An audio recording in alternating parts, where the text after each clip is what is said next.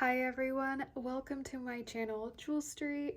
I am finally sharing my Mejuri jewelry collection. If you've been following along, you know that I love fine jewelry, and one of the more affordable brands that I enjoy is, of course, Mejuri. And if you like these kinds of things too, don't forget to subscribe. Mejuri is a Canadian-based jewelry brand. They sell fine jewelry, usually in 14 karat gold, and as well as semi-fine jewelry in the form of gold vermeil, which I believe is usually a thick layer of 18 karat gold on sterling silver. Most of my collection is 14 karat gold, and so I'll start with that. Starting off with this one right here. This here is the Pavé diamond slim signet ring in 14 karat gold and white diamonds.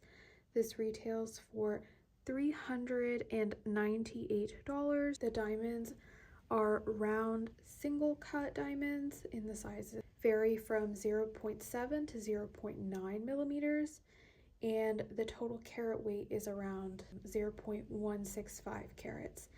And although this is quite pricey, I think this is well worth it. Do you see that sparkle? It is absolutely stunning, and I love how the diamonds sparkle. It's truly such a beautiful ring, and the reviews really didn't lie about this one. Is really one of my favorite pieces. You're gonna hear me say that a lot though, so just bear that in mind. Similar to this one, I also have the Pavé diamond round ring, same Pavé, and this one retails for $275, has a total of 20 tiny little diamonds whose average carat weight is around 0.056 carats, and of course this is also in 14 karat yellow gold. And I get so many compliments from this one. It's so much prettier in person than it was online, in my opinion. It's just such a beautiful ring as well. Next, switching it up a little bit, are the beaded Huggie hoops, which, hold on one second because I'm actually wearing them. So here they are. These are in also, again, 14 karat yellow gold. I wear these so much. I love that I don't have to take them off. They're really comfortable to sleep in. They're quite small, so they don't bother me at all. And I'm never worried that they'll unclasp. That has not happened to me ever. They're pretty secure. They're minimal, but they have a touch of something unique in this like beaded section. The textural element is really, really beautiful. Really love these. Next up, we have a beaded ring right here. This one is very simple and minimalistic. It's just a touch of that beaded textural element, and it looks really beautiful stacked. The band thickness on this one is 1.3 millimeters. All right, so moving on to the Wishbone ring, and this is a more recent purchase, and it's also one of my more unique minimal stackers, and I really, really adore this one. This one retails for $128, and it looks really, really lovely by itself and combined with other rings. So just so you can see it by itself really quick right here. Look at how gorgeous that is. It is so polished and pretty, and I really love it. Next up, we have a statement ring, and that is the bold chain ring. And this is also in 14 karat gold, and I had my eye on this for a really long time, and I finally bit the bullet at the end of the year last year, and I'm so glad I did. It's so pretty. It's really, really beautiful. It's very unique. It's a little difficult to get on, but very, very beautiful. Very pretty. You can, you know, wear it just by itself on your hand with no other rings, and it looks fantastic, or you can combine it with other rings.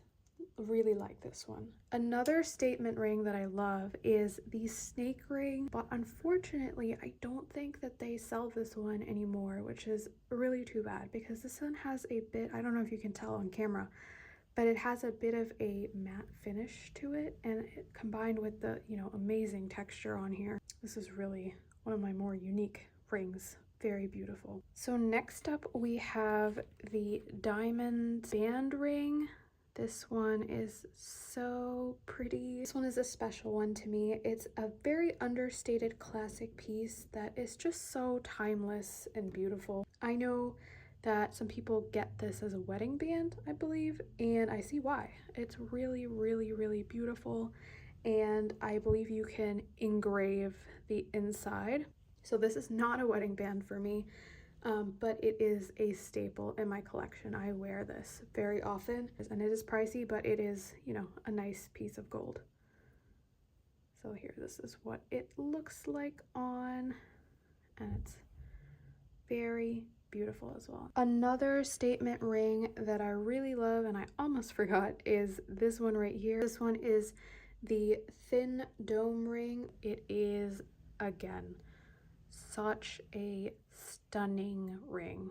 I love it's simple really, but it is quite stunning. Very reflective, very polished as well, and it stacks beautifully. It's just so pretty and effortless, if that makes sense. So I know there's a lot going on my fingers right now, and this is not necessarily how I would wear these rings all together, but this is just to show you. But anyways, last but certainly not least, in the 14 karat gold ring collection is the diamond beaded ring. This one might be my absolute favorite or a contender. There's a lot of competition here, as you can see. I just wanted to take the opportunity now to mention that I believe all of their natural diamonds, which is what I've shown, are Kimberly process compliant diamonds. So in case you were curious, I really love that. But anyways, this is such a pretty ring. You can wear it stacked, you can wear it by itself. I just really love how this looks, and it's such a versatile ring. Moving on to bracelets. Actually, before I move on to bracelets, I completely forgot to mention I do have one necklace, and again, I'm actually wearing it. Let me take it off. Diamond necklace. It's like their solo diamond version. This is the smaller one. They have a larger size, and this is $298. Natural diamond, 0.05 carat diamond, and so actually it's the same size, I believe, as the ring, but the setting is different, so that's why it makes it look a little bit larger, I think. I love this. It's so minimal. It goes with so many other like necklace stacks, if you will, and it looks beautiful by itself. I've gotten so many compliments on it, and like I said, I never take it off. And I was concerned when I first bought it that this chain was so thin and fragile, but it's been months, and like I said, I haven't taken it off and nothing has happened. It's also adjustable size, so you can kind of control how long you want it. And so I really recommend this one if you're into kind of that minimal little sparkle on your neckline. Moving on to 14 karat gold bracelet. We start with this one, and this is very similar to a Tiffany bracelet on the market. This is the Bold Spheres bracelet. I believe this is the 7 to 8 inch one. The spheres are hollowed out and they're 3 millimeters. This looks so beautiful in a stack, I will have to say. Someone, I think in a previous video, mentioned that the boyfriend bracelet, which I will show you in a moment, disappears next to this, and I will have to agree that's not the best combination, although I have worn them together in a previous video. But here's just so that you can see what it looks like. It's so beautiful by itself, by the way, but it is also really gorgeous, and I think it looks really great against more solid and bolder pieces like a Cartier Love bracelet. I think it looks really good, versus I think I had worn it with this bracelet, which is the boyfriend bracelet. Whoever commented was right. It really does kind of just disappear, I suppose. Speaking of this bracelet, doesn't mean that it's not beautiful in its own right. This is the boyfriend bracelet. It's very dainty, very beautiful. And if you're a fan of minimal jewelry, this one really is for you. I also love pairing this up with the next bracelet, and I think the second to last one in this collection, and that is the Serpentine bracelet. This is, can you see how beautiful this is? I hope it comes across in the camera. This is one from one of my most recent orders. No regrets, no regrets. This is the Serpentine chain bracelet, and it is so stunning. Pricey, but definitely worth it. I've worn this so much, and I've worn these together so much. Like, I don't feel like the boyfriend bracelet disappears next to this one. I think they contrast each other quite beautifully, where this is more dainty and airy, if you will. This is more, you know, sleek and flat and shiny. The Serpentine bracelet stacks really beautifully, and I actually really enjoy that it doesn't have a dangly bit on the end. It's not adjustable. It comes in a bunch of different sizes, so I like that. It feels more custom that way. So now that about covered. Oh no, just kidding. I almost forgot this one. This is the, I think it was called the disco chain bracelet. So pretty. Unfortunately, I think this one was also discontinued. All right, so now moving on to the gold Vermeil pieces that I have from Mejuri. To start off, we have the Croissant Dôme ring. This is in gold Vermeil. This was one of my very first purchases from Mejuri, and this is what started all of this. I think it's been more than 4 years now, and of course it definitely needs to be wiped down with the polishing cloth. I haven't worn this in a while actually, but I put this through the ringer and it held up so well, and it's what gave me the confidence to order more from Mejuri. Unfortunately, I couldn't find this on the website. I think they may have discontinued this, which is really too bad because this is what really got me started. It is a beautiful piece. Another one of the OGs, if you will, is this metallic sphere ring. This is also one of my first pieces. It has held up really beautifully as well. This one retails for $48. They're still selling it. It's a little small on me now, which is why I don't wear it too often. I've gained quite a bit of weight since the last time I wore it, but it does fit on this finger. Not perfectly, but it does. And I love wearing it when my fingers aren't swollen because look at how gorgeous it is. I had gotten this ring as well when I purchased this one, and this is the honey ring. Unfortunately, I think this one is discontinued as well. It's also, I actually misplaced this for a really long time and I found it for this video.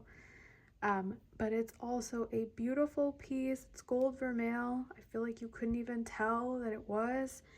And I'm really glad I found this one. And lastly, for the gold Vermeil rings is this duo beaded stacker ring, which also retails for $48. You're probably sick of me saying this already, but it is very, you guessed it, beautiful.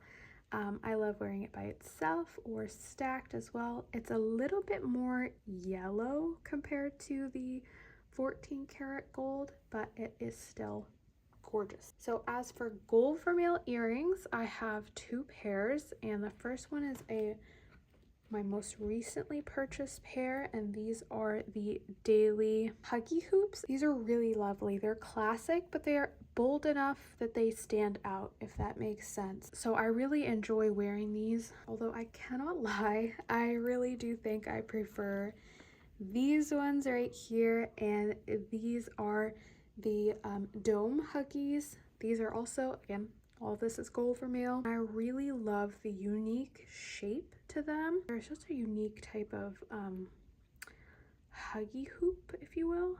They're just so pretty. If you were between these and the everyday ones, I would get these because they're just a bit more unique in my opinion.